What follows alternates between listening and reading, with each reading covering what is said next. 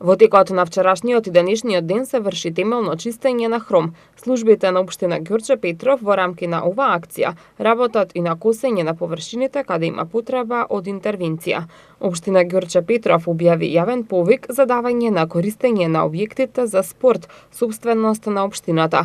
Барањето се поднесува најдоцна до 17 јули. На користење се даваат спортски сали, училишни сали, фудбалски стадиони и тениски терени. Во ноќните часови на територијата на општина Петровец се изврши теретристично запрашување против комарци со специјализирана екипа од Центарот за јавно здравје Скопје.